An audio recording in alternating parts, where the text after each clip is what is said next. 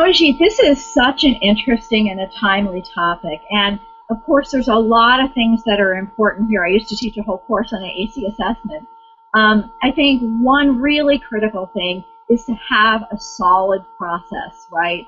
And make sure that that process gets well implemented. Now, depending on the kinds of folks that you tend to see, that process may look really different. I mean, it's certainly going to look different for, somebody with ALS, than it is going to be, a 2-year-old who, was recently diagnosed with autism and isn't yet speaking orally.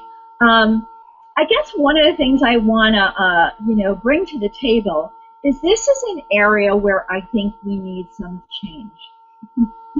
The model that we have been teaching to new professionals for the past couple of decades, the feature match model of AAC assessment, the reality is, I'm a practical person. That comes from being a nurse's aide and being a teacher's aide and being in a residential facility where I changed 120 adult diapers in a shift. You have to think of the practicalities and the realities of things.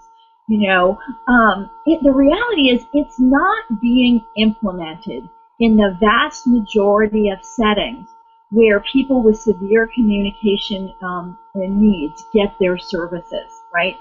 It is happening in some. There are some amazing hospital programs, right, and clinical programs, and a couple of schools that are implementing that model, right?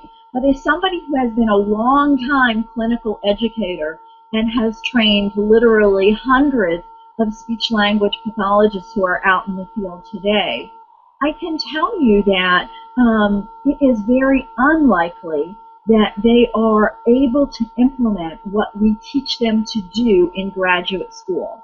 And here's another situation where we have to review the definition of insanity, right? Should we keep teaching them the same thing, right?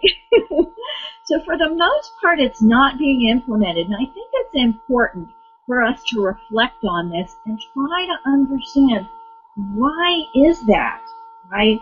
And what are some of the next steps? I feel very strongly that we shouldn't continue to teach our new professionals to do AAC assessments in a certain way and then go see them, go off into practice settings where that approach is not sustainable. It's not feasible, right? So one thing that I'm really excited about is a short course on this very topic that I'm involved with that's coming up at the ASHA convention in Denver this November.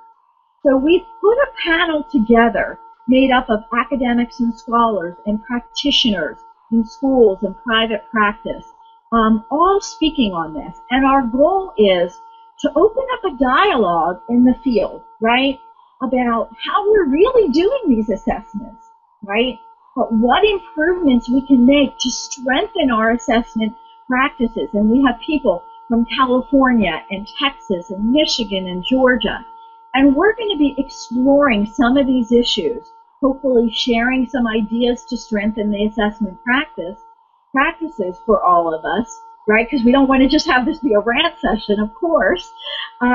But hopefully charting a path together, or at least opening that dialogue, looking forward to how we can create better assessment models in the future.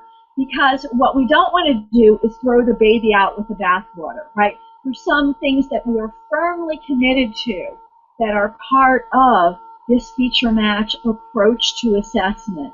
But I think it's not working for the field at large to continue doing business as usual. We have to figure out some ways to take the key ingredients, the things that we so dearly love and believe in about that model, but reconceptualize it for the practicalities of what's happening today in the workplaces where educators and speech-language pathologists are likely to encounter these individuals.